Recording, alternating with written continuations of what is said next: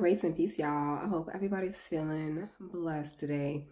I'm going to get right into this video because I don't want it to be too long, especially for my followers and the people who are going to be watching this who got TikTok attention spans. Y'all know what I'm talking about. So I'm going to go ahead and try to keep this short and simple, but this is a general message. This is a call to action to my soul tribe. So let's get into this video.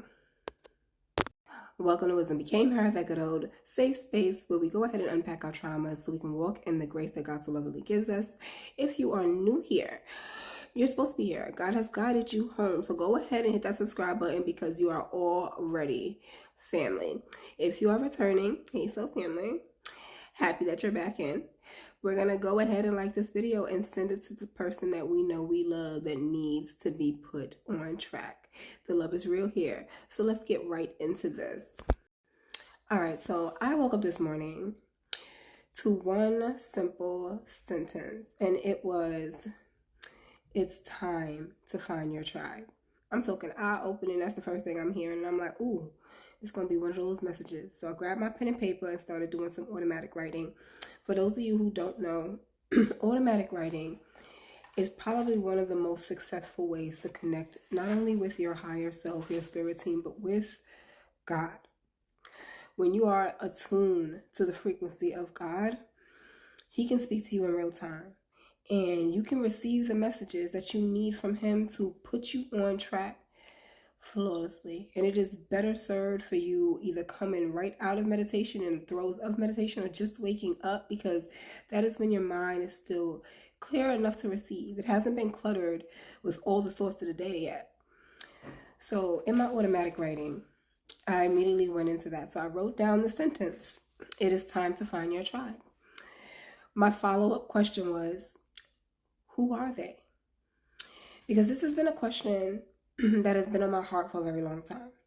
I knew that at some point God was going to require me to seek others who were like myself, because He was grooming me to be in the role of a teacher and to teach others about Him, how to follow Him, and how to live in this world amongst everything that we got to deal with, and y'all know everything, and still live in His grace, in His glory, in their own purpose, and have joy, happiness, as well as community.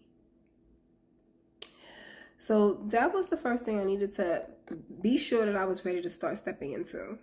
Now, the answer to the question is what completely astonished me, because as much as I've seen how God has moved in my life, how many things He's shifted from one direction to a completely different direction, I still get surprised when God comes through and He lays it out, and you know that what has been laid in front of you is the unfiltered truth.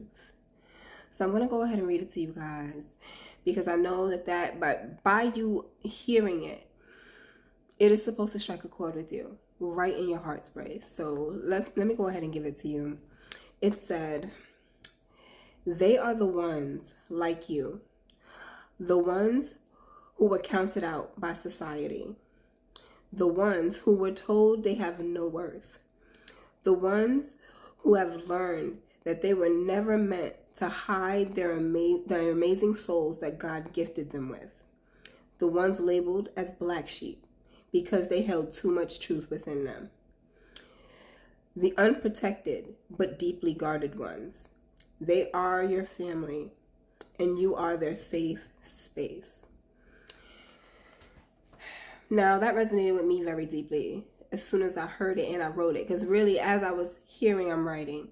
So it isn't really until you reread what you've written in automatic writing that you resonate with it, because in real time, it's just kind of like you're just channeling that energy. Sometimes I'm automatic writing and my eyes aren't open, so it's not even like you're following with it. You're allowing that information to just come out of you. And it meant a lot to me, because for a very long time, the one thing I did not desire was a tribe, was a family. And it was because I personally had been always disrespected by those I called family, the people who were the closest, the ones who said, I'm here to be your safe space, I'm here to love you, would be the ones to use love to hurt me the deepest. So where I was loyal, I was dedicated, I loved unconditionally, I did not judge, I was met with all those people who would do those things and then tell me that that's what was supposed to happen to me. I was supposed to be mistreated because I should have been guarded against them.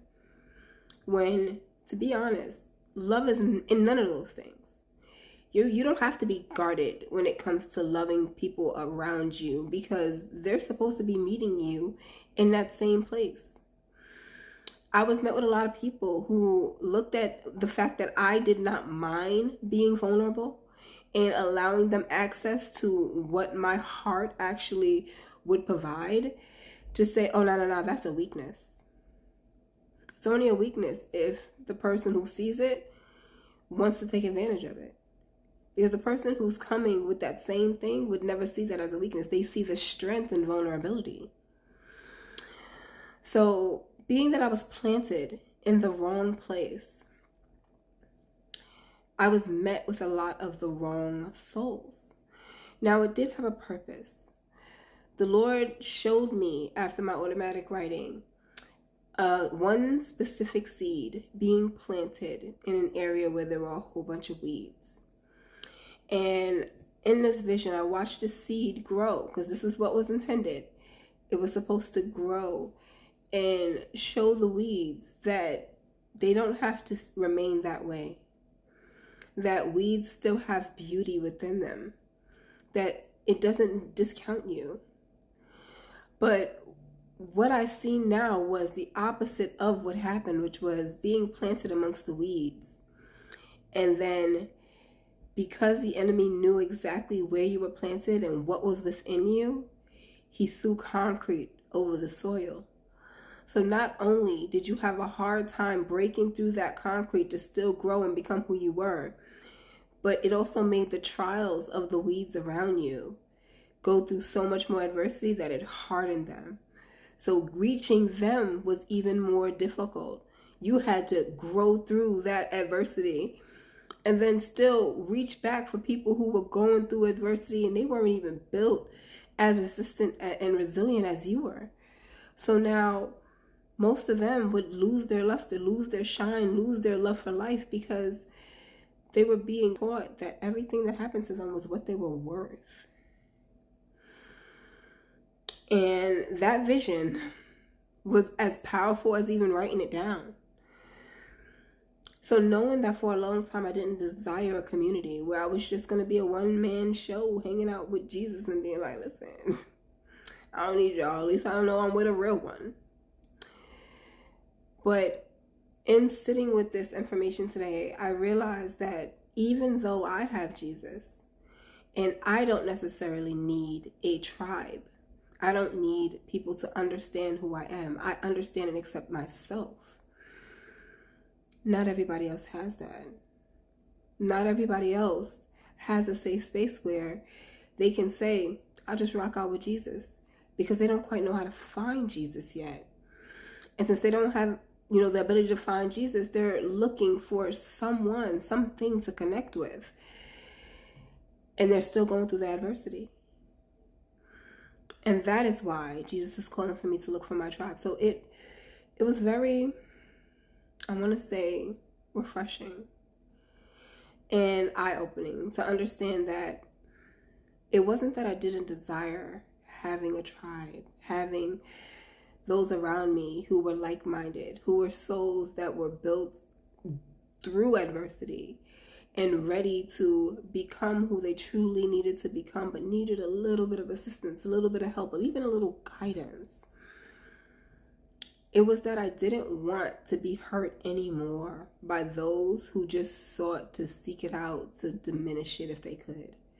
Those who made their home in a space where beating someone else down and removing their ability to shine at least made them feel a bit better about the fact that they didn't remember how to do it. I even remember limiting what I thought a tribe could be. That there are people who are just like you. And in all actuality, it's not. It's those who think they aren't like you, who should be like you, and need a reminder of what that is looking like, what it feels like to be true to themselves again.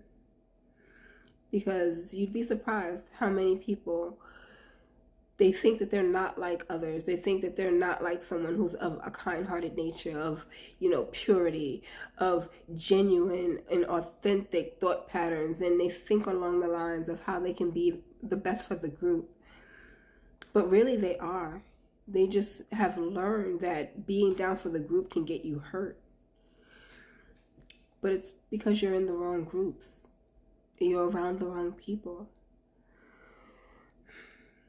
So, as I stated, this is going to be a call to action because God is actually calling for me to start looking for you guys.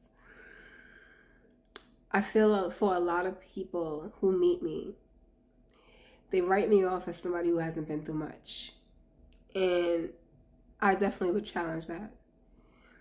I've probably been through everything you've been through. And I'm talking about each and every one of you. I don't care how many people this reach. I've probably been through everything you've been through and more, because I've been through what Kelly's been through, Jeremy's been through, Sheldon's been through, Amy's been through. I've been through what everybody's been through. And the reason why I don't look like it is because I learned that is where I'm going to grow. I've learned how to look at those as experiences that are going to make you and not break you. And I can teach this. It's time for you to find people who are like you, like me, like us, so that we no longer have to worry about if we're going to be met with people who want to tear us down, keep making sure that we hurt, keep us in that low place that's not going to give us the guidance that we need, gatekeeping everything. No. It's time for us to realize we got people who want to see us win. I want to see you win. In any way possible. I don't care if you surpass me. Please, surpass me. Because all that means to me is that there's something you can teach me. I want to learn. And it's time that we started putting ourselves in positions to be not only students, but teachers. So, if this is resonating with you, I'm calling for you. I'm looking for you. I'm going to need you to drop something down in the comments because I'm going to gather my group. I have a lot of lessons that I put together specifically for you. These are the things that's going to get us on track. I've put together how to follow God, how to live an abundant life, because that's all I do is I live abundantly. I play all day and I'm rewarded in God's grace because I walk in His favor. As much as you think you have control over what you can do, you have so much more control when you work with God because everything you do is aligned with your soul. I've learned how to reverse time, how to show time doesn't even exist. Pushing 40, and I look better than I did when I was 15, and that's not even a flex to me. This is a perk of God's grace. You reverse aging, you reverse illness, you reverse sickness. I've been sick for years, guys. I haven't had asthma in over a year. Again, these are not flexes. This is you walking in divinity, walking in righteousness. This is what that gets you. This is the perk. So I'm not telling you, hey, follow God, because that's the right thing. I'm telling you, follow God, because that's the thing to do. Not because it's cool, because it literally is everything. I get excited. I'm sorry. Don't get me talking about God because I get excited. So, if my content resonates with you, you most likely are family. If you understand where I'm coming from, you are family. If you've been through a lot, you are family. If somebody's beat you down emotionally, physically, mentally, spiritually, you are my family. It's time for us to link so that we can begin to grow properly. I'm going to show you how to live in abundance. I'm going to show you how to find your purpose because that is one of my superpowers. I've helped many people, the ones who I've been close with, and you know who you are, my people. The ones who I've rocked with, who I've had conversations with, and they've developed into the person that they were supposed to become. And I've done it several times. Y'all real family. And y'all know. Y'all the ones that if I was to call on you today, y'all gonna make yourself aware. I don't gotta see you every day. But when we link up, we link up. It's time for me to find the ones who need me. Let me help you. And understand that there is nothing required of you besides to come with realness. Because I definitely will say, I can spot a fake from a mile away. You coming with manipulation, dishonesty, you trying to play. I'm going to cut it down real quick. I'm going to only give you 2 chances, and I'm going to read your energy both times. And if your energy is reading deceit, guess what? You're not going to be able to get close. And that's something that I had to learn within the last 3 years with God, is that he gave me the tools to prevent me from having to come in contact with people who are not real. So now it's time for me to use it. And I'm going to build a tribe for those who need the real. Oh, I'm going to leave this right here. I know I said I wasn't going to make this long, but guys, I get to chatting. What can I say? I can't tell God to shut up. So when you start talking, you start talking. The Holy Spirit just be going.